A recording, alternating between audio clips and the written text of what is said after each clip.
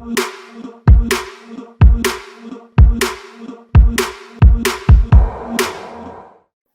Property நேயர்களுக்கு வணக்கம். So இன்னைக்கு நம்ம கூட வக்கீல் சுஜித் சார் ஜாயின் பண்ணியிருக்காரு. ஸோ போன வீடியோவில் சொன்ன மாதிரி தான் நான் ஒரு கொஸ்டின் அவர் ஆன்சர் பண்ணுறேன்னு சொல்லியிருந்தாரு, எல்ஆர்எஸ்னா என்னன்னு சொல்லிட்டு. ஸோ அந்த எல்ஆர்எஸ்னா என்ன, அதில் இருக்க அந்த ஸ்கீம் பற்றி கொஞ்சம் டீட்டெயிலாக நம்ம கேட்டு தெரிஞ்சுக்கலாம். ஸோ சார், அந்த எல்ஆர்எஸ்னா என்ன, அதுக்கான ஸ்கீம் என்ன, அது கொஞ்சம் டீட்டெயிலாக சொல்லுங்க. ஓகே, எல்ஆர்எஸ் அப்படின்றது லிபரலைஸ் ரெமிட்டன்ஸ் ஸ்கீம். இது வந்து ஆர்பிஐ வந்து 2004 வந்து இன்ட்ரடியூஸ் பண்ணியிருக்காங்க. ஸோ இந்த ஸ்கீம் எதுக்கு இன்ட்ரடியூஸ் பண்ணாங்கன்னா, இந்தியாவில் இருக்கிறவங்க ஃபாரின்ல இருக்கிற அவங்களோட ரிலேட்டிவ்ஸோ இல்லை அவங்க ஃப்ரெண்ட்ஸோ யாருக்காச்சும் அமௌண்ட் அனுப்பணும்னா அந்த ப்ராசஸை கொஞ்சம் சிம்பிளிஃபை பண்றதுக்காக இந்த ஸ்கீம் வந்து இன்ட்ரடியூஸ் பண்ணாங்க. ஸோ எல்ஆர்எஸ் இன்ட்ரடியூஸ் பண்ணது சிம்பிளிஃபை பண்ண. ஆமா. ஆனா நீங்க நேற்று ஃபெம்மா பத்தி சொல்லிட்டு இருந்தீங்க. அந்த ஃபெம்மாக்கும் இதுக்கும் இருக்க டிஃபரன்ஸ் என்ன? அதுக்கு முன்னாடி இந்த சிச்சுவேஷன் எப்படி இருந்துச்சு இந்த எல்ஆர்எஸ் வர்றதுக்கு முன்னாடி?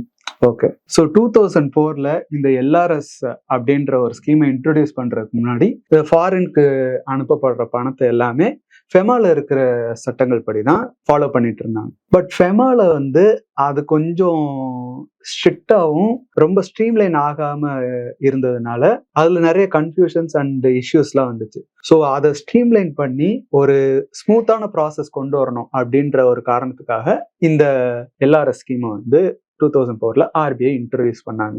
ஸோ இந்த ஸ்கீமை வந்து இன்ட்ரடியூஸ் பண்ணதுனால நிறைய இந்தியன்ஸ் வந்து இன்டர்நேஷனல் ஃபண்ட் ட்ரான்ஸ்ஃபர் வந்து ரொம்பவே ஈஸியா இருக்கு அப்படின்றது சொல்லியிருக்காங்க. ஏற்கனவே இங்க வெளிநாட்டில் இருக்கவங்களும் ஒரு சில பேங்க் அக்கௌண்ட் இருக்கும், நம்ம ஊர்ல இருந்து போற அக்கௌண்ட்ஸ் இருக்கும். ஸோ அந்த அக்கௌண்ட் இருக்கும்போது அந்த அக்கௌண்ட் ஏன் யூஸ் பண்ணாம இந்த எல்ஆர்எஸ் ஸ்கீம் மூலமா வராங்க, இல்ல ஃபெம்மா ஸ்கீம் மூலமா உள்ள வராங்க? ஓகே, இது ஏன் தேவைப்படுது அப்படின்றத கொஞ்சம் சொல்லுங்க சார். ஓகே, இப்போ இந்த நான் ரெசிடென்ட் இந்தியன்ஸ் வந்து இந்தியால பேங்க் அக்கௌண்ட் வச்சிருக்காங்கன்னா அவங்க வந்து சேவிங்ஸ் அக்கௌண்டா வச்சுக்க முடியாது. ஸோ அவங்க எய்தர் என்ஆர்ஓ அக்கௌண்டா வச்சிருப்பாங்க, இல்லாட்டி என்ஆர்இ அக்கௌண்டா வச்சிருப்பாங்க. என்ஆர்ஓ அக்கௌண்ட் அப்படின்றது என்னன்னா நான் ரெசிடென்ட் ஆர்டினரி அக்கௌண்ட். அதே சமயத்துல என்ஆர்இ அக்கௌண்ட் என்னன்றது என்னன்னா நான் ரெசிடென்ட் எக்ஸ்டர்னல் அக்கௌண்ட். ஓகேங்களா?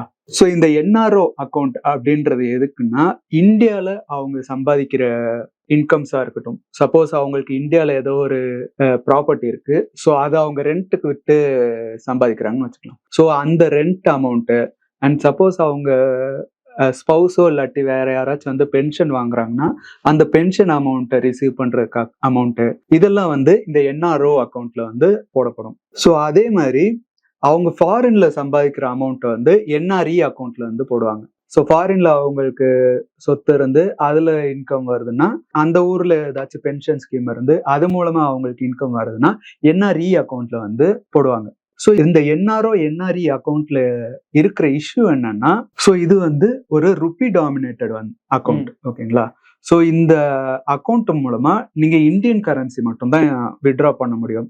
ஸோ நீங்க ஈவன் ஃபாரின் கரன்சி போட்டாலுமே அது வந்து இந்தியன் கரன்சியா தான் வித்ட்ரா பண்ண முடியும் அண்ட் ஃபாரின் கரன்சியா வந்து வித்ட்ரா பண்ண முடியாது. ஸோ இந்த ஒரு இஷ்யூவையும் சால்வ் பண்ணணும், இந்த இஷ்யூவும் வரக்கூடாது அப்படின்ற ஒரு காரணத்தினால இந்த எல்ஆர்எஸ் ஸ்கீம் மூலமா இந்தியன் ருபீஸ் போட்டாலும் நம்ம வந்து ஃபாரின் கரன்சியா வந்து வித்ட்ரா பண்ணிக்கலாம். ஸோ அது ரிலேட்டடான டிரான்சாக்ஷன்ஸ் அண்ட் அது ரிலேட்டடான கரன்சி கன்வர்ஷன்லாம் பண்ணி நீங்க எந்த கண்ட்ரில இருக்கீங்களோ அந்த கண்ட்ரியோட கரன்சில நம்ம வித்ட்ரா பண்ணிக்கலாம். ஸோ இந்த ஒரு ஸ்கீம்னால நம்ம இந்தியால இருந்து வெளிநாட்டுல இருக்கிறவங்களுக்கு படிப்பு சம்பந்தமாவோ இல்லாட்டி மெடிக்கல் இஷ்யூஸ் சம்பந்தமாவோ இல்லைன்னா வேற ஏதாச்சும் லிவிங்க்கு தேவையான சம்பந்தமாவோ இல்லைன்னா அவங்க இன்வெஸ்ட்மெண்ட் ஏதாச்சும் பண்றதுன்னா அது ரிலேட்டடா கூட இந்த அமௌண்ட் வந்து அனுப்பிக்கலாம்.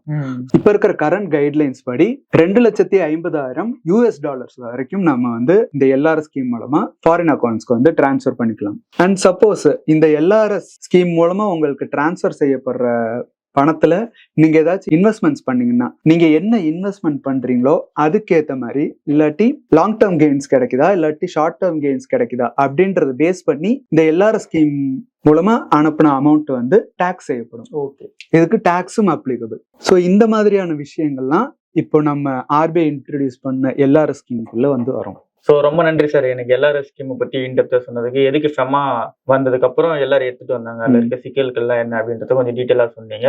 ஸோ இதை கண்டிப்பா பாக்குற மக்களுக்கு புரிஞ்சிருக்குன்னு சொல்லி நினைக்கிறேன். ஸோ இது சம்பந்தமா இன்னும் நிறைய டவுட்ஸ் வந்து மக்களுக்கு நிறைய பேர் இருக்கும் சார். ஏன்னா பசங்களை வெளியே அனுப்பிச்சிருப்பாங்க படிக்கிறதுக்கு, வெளிநாட்டுல யாருன்னா வேலை செஞ்சுட்டு இருப்பாங்க, அவங்களெல்லாம் காசு அனுப்பணும் அப்படின்ற விஷயத்துல. ஸோ இவங்க இந்த எல்லாரும் ஸ்கீம் மூலமா பண்ணும்போது இன்னும் ஏன்னா சில இதுல டவுட்ஸ் எல்லாம் இருக்கும் ஆமா. அவங்களுக்கு. ஸோ அந்த மாதிரி டவுட்ஸுக்குலாம் அவங்க இப்போ ஒருவேளை கொஸ்டின்ஸ் அவங்க கிட்ட வராங்க அப்படின்னா அவங்களுக்கான லீகல் சப்போர்ட் நீங்க கொடுக்குறீங்க சார். ஸோ அதுக்கு உங்களை எப்படி கான்டாக்ட் பண்றது?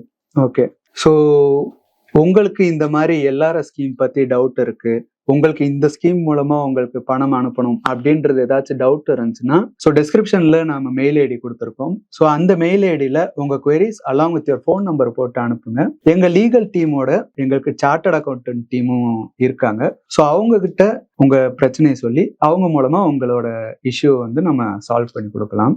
அண்ட் இந்த இஷ்யூ மட்டும் இல்லாம உங்களுக்கு ப்ராப்பர்ட்டி ரிலேட்டட் queries, அது மட்டும் இல்லாம வேற ஏதாச்சும் லீகல் queries இருந்துச்சுனாலும் டிஸ்கிரிப்ஷன்ல இருக்கிற மெயில் ஐடி மூலமா எங்க லீகல் டீமை நீங்க கான்டாக்ட் பண்ணலாம். ஸோ அவங்களுக்கு உங்களுக்கு தேவையான லீகல் அசிஸ்டன்ஸும் கொடுப்பாங்க. ஸோ சார் சொன்ன மாதிரி தான் இதுக்கு வந்து சார்ட்டர்ட் அக்கௌண்டன்ட் படிச்சவங்க இல்லை அக்கௌண்டிங் படிச்சவங்களுக்கு இது நான் சூப்பராக தெரியும். ஸோ அவங்கக்கிட்ட அந்த டீமும் இருக்காங்க. ஸோ நீங்கள் இது சம்பந்தமாக டவுட்ஸ் இருந்துச்சுன்னா அவங்க கிட்ட சொன்னீங்கன்னா அவங்க 2 பேர்கிட்டயே கன்சல்ட் பண்ணிட்டு உங்களுக்கு லீகல் சப்போர்ட் அவங்க கொடுப்பாங்க.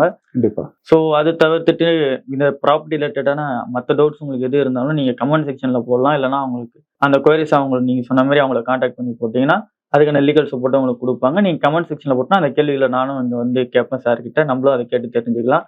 ஸோ நம்ம வீடியோ நிறைய பேர் சப்ஸ்கிரைப் பண்ணாமல் பார்த்துட்டு இருக்கீங்க, மறக்காம சப்ஸ்கிரைப் பண்ணிட்டு பாருங்க. அப்பதான் நாங்கள் போடுற வீடியோ உடனுக்குடனே உங்களுக்கு வந்து சேரும். ஸோ அது உங்களுக்கு நோட்டிஃபிகேஷன் ஆகிறதுக்கு ஈஸியாக இருக்கும். ஸோ ரொம்ப நன்றி சார், உங்கள் டைம் எங்களுக்கு. நன்றி சார்.